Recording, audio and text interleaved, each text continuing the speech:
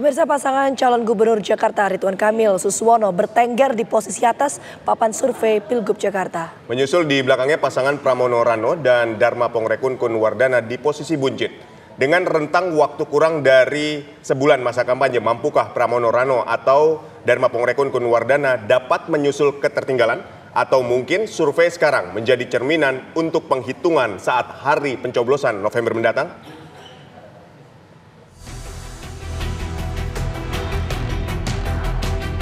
Laga memperebutkan posisi Jakarta 1 sudah mulai berjalan. Masing-masing pasangan calon pun sudah mendapatkan nomor urut.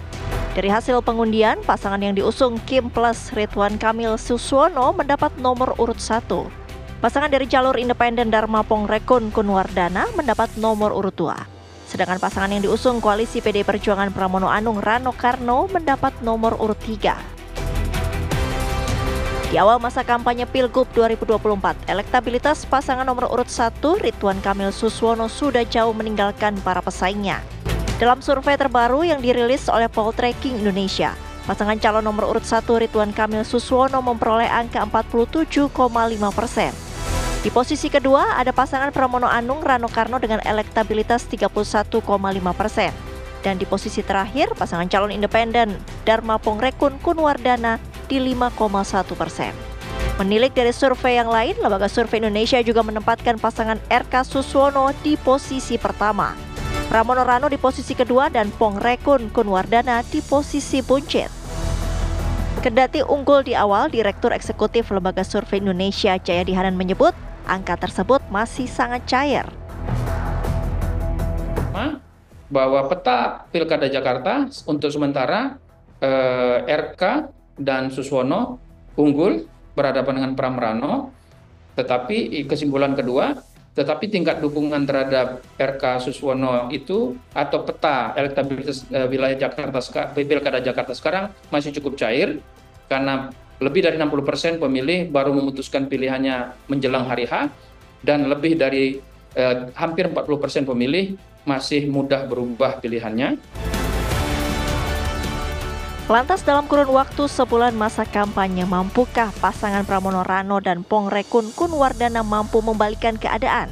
Atau gambaran survei sekarang menjadi cerminan penghitungan suara saat pencoblosan November mendatang?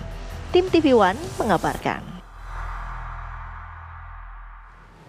Pemirsa, survei terbaru Pilgub Jakarta menempatkan pasangan Ridwan Kamil Suswono menduduki posisi teratas. Menyusul di tempat kedua ada pasangan Pramono Rano dan di posisi buncit ada pasangan calon independen Dharma Pongrekun Kunwardana. Sebelumnya Lembaga Survei Indonesia juga turut merilis elektabilitas pasangan RK Suswono jauh meninggalkan para pesaingnya meski angkanya masih sangat cair. Lantas, akankah survei terkini menjadi cerminan hasil penghitungan suara pada November mendatang atau pasangan Pramono Rano dan Dharma Pongrekun bisa mengembalikan keadaan? Untuk membahasnya, pemirsa, sudah bergabung bersama kami sejumlah pakar politik, Siti Zuhro dan Ahmad Khoirul Umam. Selamat petang semuanya. Kita menuju ke Mas Umam terlebih dahulu. Mas Umam, dari sejumlah lembaga survei disebutkan elektabilitas dari RK Suswono bertengger di posisi teratas. Apakah survei elektabilitas ini akan stabil sampai nanti 2 bulan menuju pemungutan suara atau masih bisa berubah?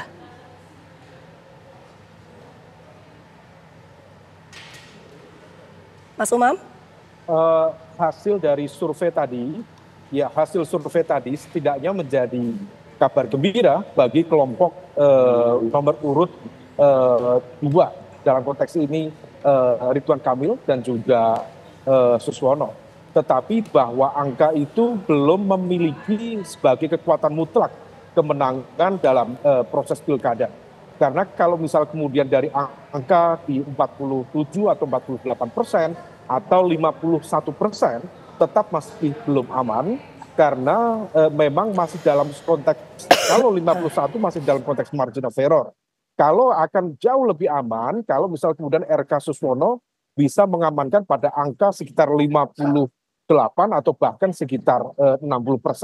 Karena marginnya tentu harus diamankan di situ. Nah, kemudian di saat yang sama tentu harus dihitung juga bahwa dalam konteks ini pasangan Ridwan Kamil dan juga Suswono tentu juga harus mengkonsolidasikan basis pemilih loyalnya supaya kemudian memang betul-betul tidak terjadi migrasi pemilih terutama di fase-fase akhir. Nah, dalam konteks ini konsolidasi itu tetap kuat.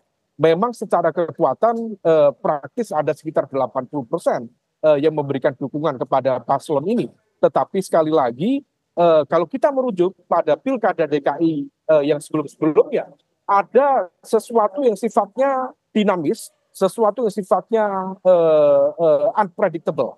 Di mana misalnya dulu Pak Fauzi Bowo diprediksi menang 1 putaran, tetapi ternyata tidak.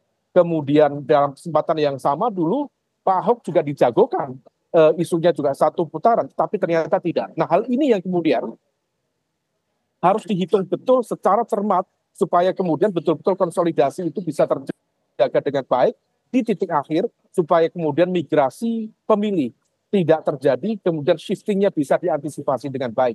Mbak Gina. Baik, kita ke Prof. Wiwi. Prof. Wiwi, kan dikatakan hasil survei ini masih sangat dinamis dan sangat cair, artinya masih ada kemungkinan berubah.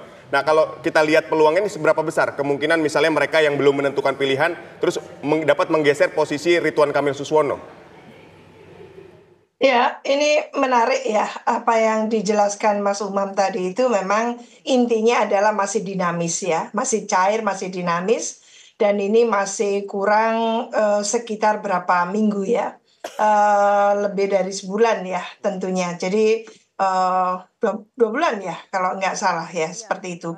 Tanggal 27 November, sekarang ada di tanggal 27 September, jadi 2 bulan lagi. Tentu 2 bulan lagi itu banyak hal yang akan ikut menentukan. Masalahnya adalah seberapa besar sebetulnya gitu ya masyarakat pemilih gitu ya Jakarta ini yang betul-betul akan gandrung gitu ya, menyukai gitu baik sosok maupun visi misi program yang ingin dieksekusi oleh masing-masing pasangan calon tadi itu. Lah, kalau kita runut ke belakang memang gitu ya, di antara 3 pasangan calon ini Ridwan Kamil Suswono yang memang dalam dalam lingkaran survei itu yang menunjukkan gitu bahwa dia meskipun tidak tertinggi tapi ada di survei dan termasuk yang diminati kan itu. Lah, sementara 2 pasangan calon lainnya itu tidak masuk dalam survei karena sekonyong-konyong dimunculkan kan seperti itu. Sehingga tentu starting point-nya ada di Ridwan Kamil dalam hal ini yang dinilai sebagai seorang yang sudah oke gitu ya menjalankan posisinya sebagai gubernur 2 periode di Jawa Barat. Nah, ini yang mungkin track record tadi itu yang menjadikan Ridwan Kamil bertambah gitu ya untuk pundi-pundi suaranya. Lah, apakah bisa disalib? Maka nanti masyarakat juga akan melihat karena belum ada kampanye, belum ada debat, katakan ya sekecil apapun akan berpengaruh gitu. Debat mereka masing-masing nanti itu seperti apa. Lah, kalau masyarakat luas ternyata pemilih di Jakarta ini lebih menyukai katakan ternyata bukan Ridwan Kamil karena Rano Karno dan Pramono Anung itu menarik gitu.